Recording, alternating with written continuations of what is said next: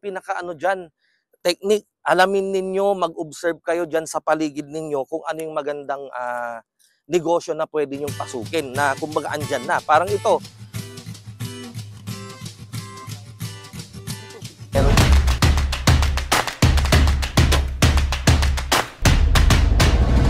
So, yung mga totoo mga Inday, at kasama natin pa rin si Cap, Yes po. Sydney Lumboy. Dito pa rin tayo sa Dagupan at ito po yung area nila dito. Ito po yung kumbaga sa community, tinulong to ni Cap para sa kanilang barangay at dito nilalagay yung mga basura doon sa Holding dulo. area. Oo, so nilagyan niya ng native pigs at ang tataba dahil yung pinapakain is yung mga gulay, ganun, Yung mga pinagbalatan.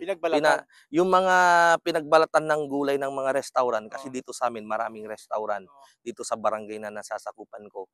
So yung mga pinagbalatan ng gulay, yung mga tirang kanin sa kaldero na nagtutong, yan pinipili namin yan, pinapasegregate ko and then siya yung ipinapakain namin. Ayun. Dito sa mga native pigs natin. Ayun. So gaano kaganda, Kap, yung well, actually, income nito? Sabi ko nga, sabi ko kay alam yan ni Sir Green, yung editor natin at cameraman natin ngayon. Sabi ko nga yung bilang isang barangay captain kako, ang hirap. Pero lalo na sa financial puro sabi ko nga meron yung abono party list. May ganun na party list dati. So palagi namin sinasabi pag nag-abono na si kapitan, yan, abono party list. So ganun. But lately, ito yung kagandahan, ito yung twist. Sinubukan nating mag-uwi ng mga native pigs mula dun sa farm natin sa Bayambang. Dinala natin sila dito. Sinubukan natin silang patabain. Ayun, ang ganda ng turnout niya. Nabenta natin siya ng magandang presyo. From Biik, yun nga yung nandun sa video, nabenta natin siya ng 7K ang isa. Yan, so nagpataba tayo ng 19 heads. Almost 2 months yun, nabenta natin siya ng 7,000. Pero puro lalaki to, Kap? Puro lalaki na kapon. So yun, makita natin ang tataba. Taba nga, no? O yan, no? Sarap ilitsunin yan, Kap. Ang sarap ilitsyon. Ayan. So dito sa amin yung alam niyo yung may word kami na yung tatasahan. Yung pag pinaiwi mo yung isang baboy o kambing, maglalagay ka ng presyo. So pinresyohan ko siya ng 3.5. And then yung papatong na presyo, hati namin ng tagapakain. So yun nga, nabenta namin ng 7,000 each. So may kitang 3.5. Yung 3.5 na kinita, pinagatian namin nung nag-alaga. So very profitable. Ayun. Ang ganda. So yun po, pag pumunta kayo direkta dito, may talaga si Cap, yung nag-aalaga na. So doon, yun yung nag-aalaga, yun yung bargain niya sa pagtulong. In return, ganon yung hatian nyo, Cap. Ganon. Tsaka rin, yung mga nandun pa sa farm natin, pinapadala ko na rito para dito na mas para mabilis lumaki. Seryosohin. Oo. Kasi parang trial and error lang eh. Dati-rati to kasi parang pet lang natin dun sa farm. Natutuwa ako kapag nakikita ko sila na nagtatakbuhan, ganyan. Tataba eh. Oo, pero yun, kayo na rin mismo yung nakakita, ang tataba, ang gaganda. Yan, hindi na nga pinakawalan nung buyer na tumingin. And then sa tuwa ko rin, kinontak ko yung isang buyer, pinakita ko yung video nila.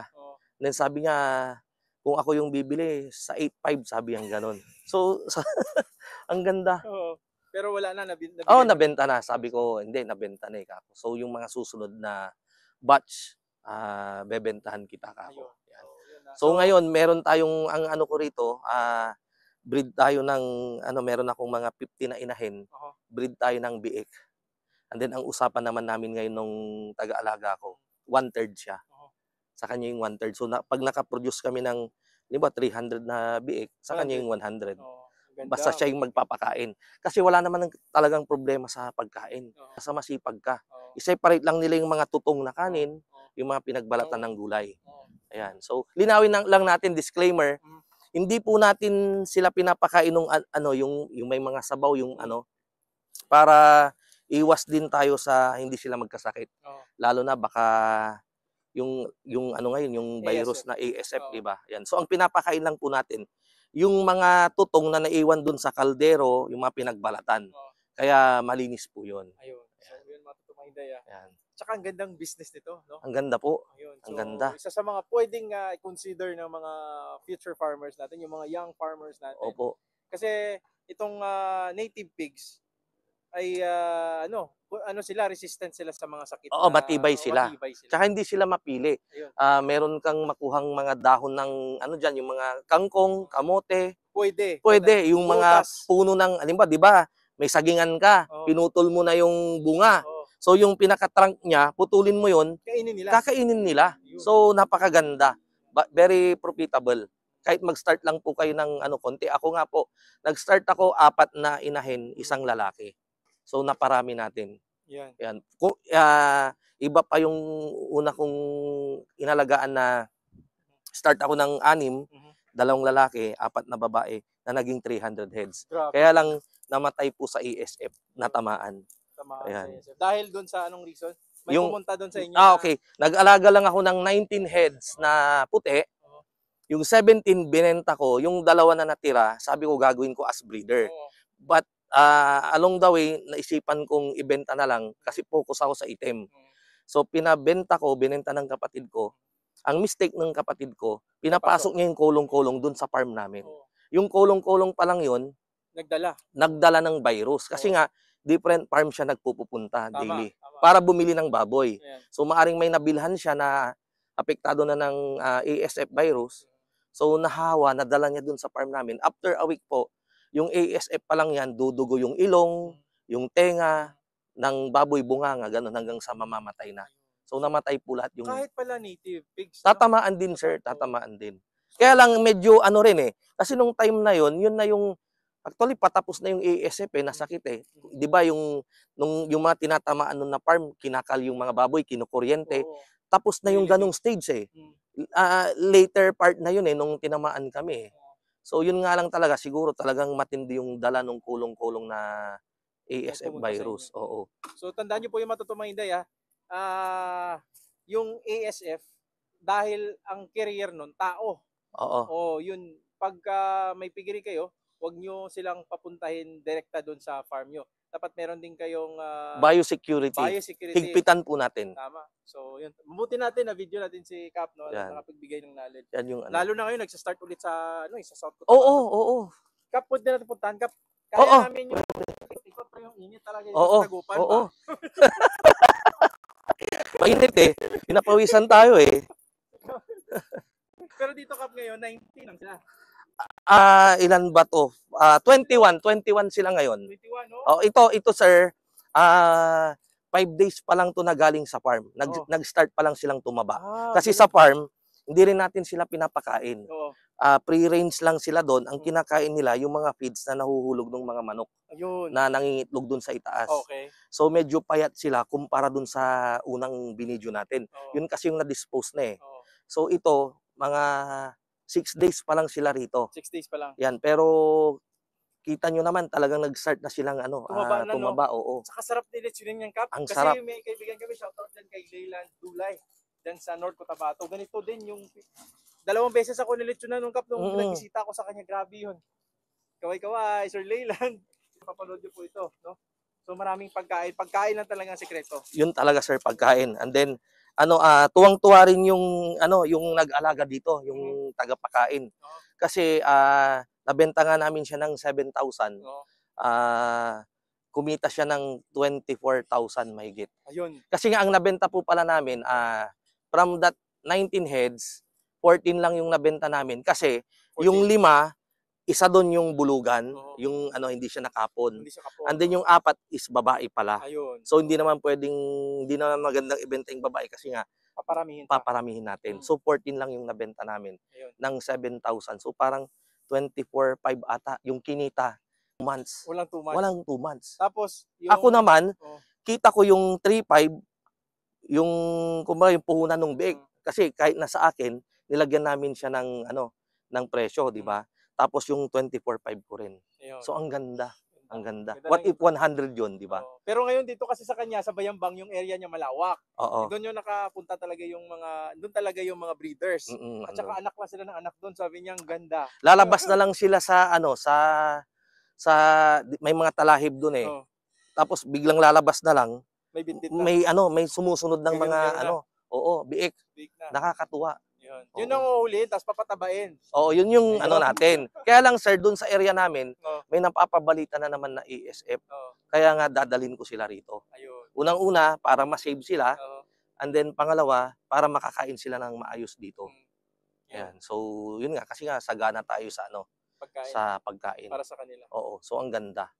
So yun, mga Ayan. totoong mga hindi. Baka makonsider nyo at sana may natutunan kayo kay Cap Sydney dahil ganitong klaseng farming business lang, medyo, no, kung sa mga probinsya, pwedeng gawin. Kahit saan, pwede Oo. gawin kasi ito, Dagupan City. Basta ang pinaka dyan, technique, alamin ninyo, mag-observe kayo dyan sa paligid ninyo kung ano yung magandang negosyo na pwede nyong pasukin na kumbaga andyan na. Parang ito, accidentally lang na parang trial and error lang. Nagdala lang ako dito ng baboy na 19 heads para subukang pakainin ng yung mga pinagbalatan ng gulay.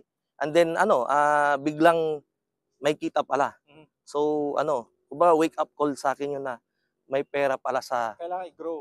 may pera pala sa basura. Ayan. So pwede yun, tama si Cap, no? At itong video na to, ginawa namin para mag-share ng ideas si Cap. Para Yes. sabayan nyo siya, pwede yun sa sabayan. Oo. Kailangan din pala ng native pigs o yung mga alaga nating mga baboy dyan, pag naka-free range sila, yan, may tubig. Ito sa kanila, dito, pag Oo, naliligo sila, pag oo. nainitan, pupunta yan sila dyan. Maglulublob. Oo, may Yan. sarili silang pool. Ganun dapat, may pool. So, yan, no? Yan, fish Unlimited. pan yan. Ang naman natin dyan, ang alaga naman natin dyan, sea bass. Sibas. Apahap. Oh, High value fish siya. Oh. Oo. Lumalaki yan hanggang 8 kilos ganyan. So, ilang buwan bago siya harvest ka? Apahap siya. Galing siya sa Bifar. 6 months. 6 months bago 6 harvest. months, oo. Ilang kilo? Isang kilo na yun.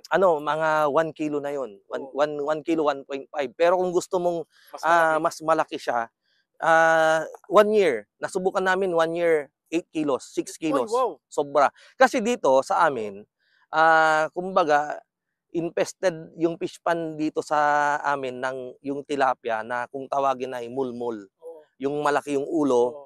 na kumbaga, ewan ko ba kung ba't dumami yun. Sobrang dami. Oo. So ngayon, Unlimited yung carnivorous yung yung Seabass. seabass. Yun. So unlimited yung pagkain nila. Ayan. 1 year lumaki ng ganun, 6 Galing. kilos. May 8 kilos kaming nahuli. Nice. So ang ganda rin. Ayos din po Ayan. yun na business, no? So, yan. Pero kung gusto niyo makatikim na mga seafood, yung sea bass nga, nagsuserve ba kayo dun sa Sydney? Nagsaserve kami Nagsaserve pag nataon na may harvest. Pag nataon. Oo. Yan. Oo. Hindi ko nataon Hindi nataon eh. Ganito pa lang sila eh. Pero bangos dito sa Dagupan, no? So, yeah, pero kung gusto niyo makapag-visit at visit yung farm ni Cap Sydney, punta kayo sa Sydney's Seafood Restaurant. Yan. Yeah. Shout out na rin sa lahat ng mga subscriber ko na subscriber din ni Pinoy Palaboy nila Sir Ken at ni Sir Dan. Mhm. Ayan. So shout out po. Kaway. Ayan. So Kaway. please follow and subscribe niyo po si Mang Mags. Mags. Sa Yan. ating YouTube channel at sa ating Facebook page. Yan.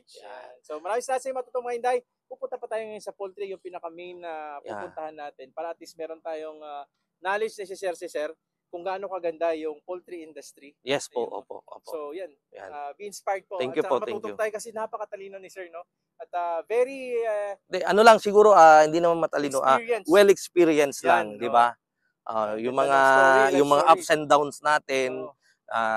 na rin kasi tayo 27 years na rin kasi tayo sa Tama. industry. So, yan. So halos na-experience natin yung mga yung kasarapan at kahirapan Ayan. sa negosyo. Tama. So Yan. yung mga trial and error, hindi mo nang dadaanan, no? Pag nagpaturo kayo kay Sir. So doon na tayo diretso, mag-elevator na tayo. Ayan. Huwag na tayo maghagdanan, mahirapan tayo. So maraming salamat sa inyo matutong mga Inday. Kita-kits tayo sa susunod na video. Please don't forget to subscribe, Mang Mags, yan, at saka Pinoy Palaboy. Happy farming. Yan. Thank you Kaway-kaway. po. Happy farming. Kaway-kaway.